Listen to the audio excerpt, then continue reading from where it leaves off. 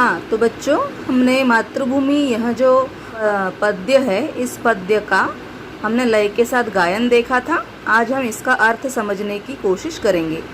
जैसे कि हमको पता है कि मातृभूमि यह जो कविता है, यह राम प्रसाद बिस्मिल जी ने लिखी है।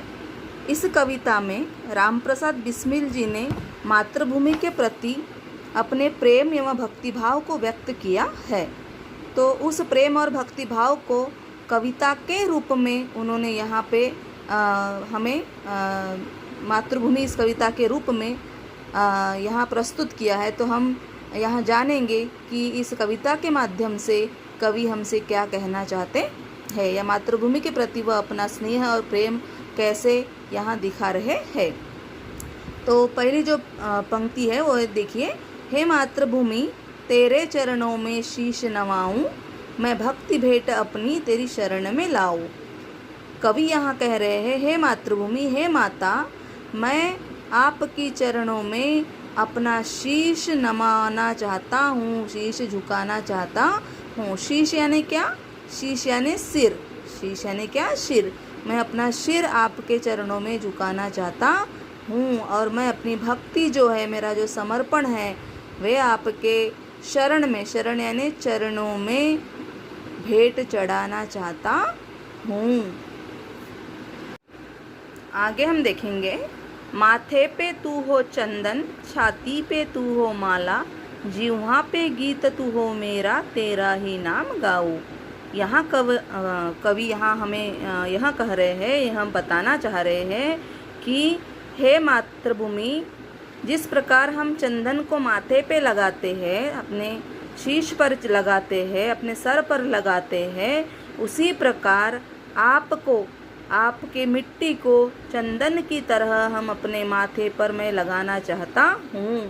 छाती पे तू हो माला, यानी और जिस प्रकार हम छाती पे माला ग्रहण करते हैं, उसी प्रकार मैं आपको भी छाती पे ग्रहण करना चाहता हूँ।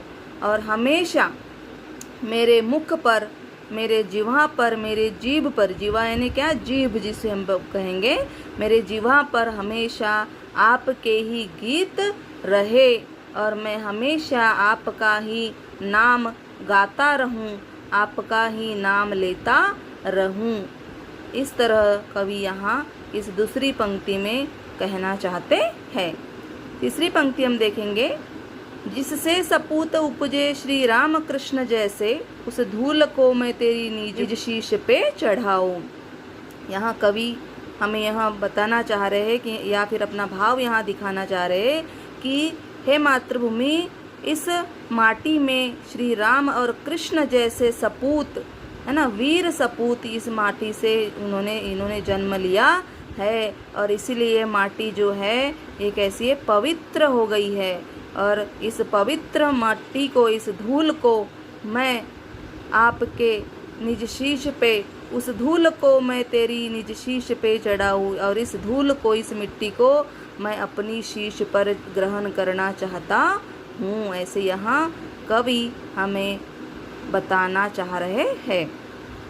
आगे देखिए, माई समुद्र जिसकी पदरज को नित्य धोकर, करता प्रणाम तुझको मैं वे चरण दबाऊं। यहाँ कवि बोल रहे हैं कि हे माता, समुद्र नित्य यानी रोज, नित्य यानी रोज आपके पद यानी पाँव, पद यानी क्या? पाँव, रज यानी क्या? धूल, रज यानी क्या? धूल। यहाँ कवि कह रहे कि हे माता, समुद्र नित्य दिन प्रतिदिन आपके पाँव की धूल को धोता है ना, और करता प्रणाम तुझको मैं वे चरण दबाऊं। और माता, उन चरणों को मैं प्रणाम करना चाहता हूँ। करता प्रणाम तुझको, है ना, समुद्र आपके चरणों को, धूल को, चरणों के धूल को धोता है और आपको प्रणाम करता है। उन्हीं चरणों को मैं भी प्रणाम करता हूँ और मैं आपके चरणों को दबाना चाहता हूँ। आगे देखिए, सेवा में तेरी माता मैं भेदभाव तज कर, वह पुण्य नाम तेरा प्रतिदिन सुनाऊं। यहाँ कवि कह रहे हैं कि हे माता, मैं सारे भेदभाव तज कर, सारी ऊंच नीच बाजू में रख कर आपकी सेवा करना चाहता हूँ और यह जो पुण्य वह पुण्य नाम तेरा प्रतिदिन सुनूं सुनाऊं, और आपका जो पुण्य नाम है उस नाम को मैं प्रतिदिन यानी हर रोज़ सुनना चाहता हूँ और मैं दूसरों को भी सुनाना चाहता हूँ।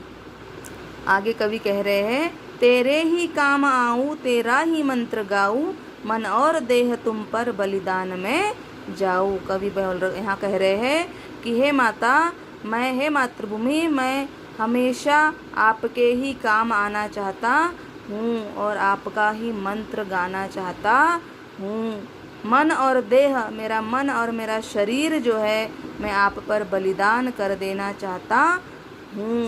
यानी कहने का मतलब यह है कि यहाँ कवि बोल रहे हैं कि मातृभूमि की सेवा करने और देश हित में निछावर होने की इच्छा यहाँ कवि व्यक्त कर रहे हैं। इस प्रकार मातृभूमि के प्रति, अपनी मिट्टी के प्रति, अपने देश के प्रति कवि के जो भाव है वो भाव यहाँ कवि ने दर्शाए हैं।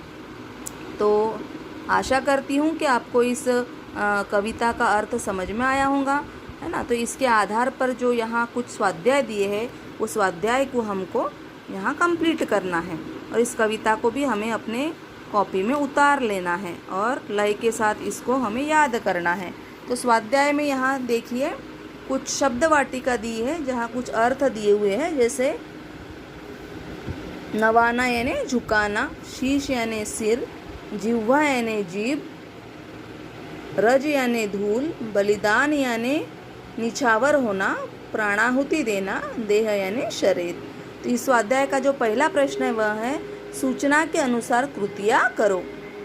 यहाँ हमें कृति करना है। कृति पहली है कृति पूर्ण करो, मातृभूमि की विशेषताएं। यहाँ हमें 4 विशेषताएं मातृभूमि की कविता में से ढूंढना है, वह लिखना है। दूसरा प्रश्न है कवि मातृभूमि के प्रति अर्पित करना चाहता है। तो कवि मातृभूमि के प्रति क्या अर्पित करना चाहता है, वह 2 चीज़ें यहाँ हमें लिखना है। तीसरा प्रश्न है एक शब्द में उत्तर लिखो, जिनके उत्तर हमें एक शब्द में ही लिखना है। जैसे लिखा है कवि की जिह्वा पर इसके गीत हो, है ना, कवि के जिह्वा पर इसके गीत हो, तो किसके गीत हो, मातृभूमि, तो उत्तर आएगा मातृभूमि। इस तरह से मातृभूमि के चरण धोने वाला, दूसरा है मातृभूमि के चरण धोने वाला, तो उत्तर क्या आएगा, समुद्र। तो इस तरह से हमें ये प्रश्न पूरे करना है। और फिर चौथा जो प्रश्न है वह है कविता की पंक्तियाँ पूर्ण करो। तो ये पंक्तियाँ आप जब उसे याद कर लेंगे तो आसानी से पूर्ण कर सकते हैं। तो इस तरह से स्वाध्याय पूर्ण करना है। यहाँ फिर आगे आपको दिया है कि निम्न विराम चिन्हों के नाम लिखकर उनका वाक्य में प्रयोग करो। तो इन विराम चिन्हों के नाम आपको लिखना है, उनका वाक्य में प्रयोग करना है। बाद में यहाँ आपको दिया है उपयोजित लेखन, जिसे आपको करना है। शब्दों के आधार पर कहानी लिखो। यहाँ आपको 4 शब्द दिए हुए हैं, इन शब्दों के आधार पर आपको कहानी लिखना है। और इस कविता से आपको क्या समझ में आ रहा है, आपको क्या लगता है इस कविता पढ़ने के बाद, वह भाव अपने शब्दों में आपको यहाँ पे लिखना है। तो इस तरह से यह स्वाध्याय आपको पूरा करना है।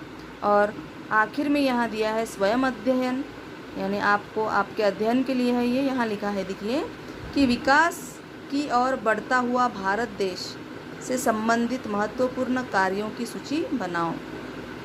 अगर हम कह रहे हैं कि हमारा भारत देश विकास की ओर बढ़ रहा है, तो किस आधार पर हम यह कह रहे हैं, है ना, उन कार्यों की सूची यहाँ पे हमें बनाना है। तो इस तरह से ये स्वाध्याय पूरा करना है। तो जल्दी से यह स्वाध्याय पूरा करिए, बताया हुआ काम पूरा करिए। चलिए।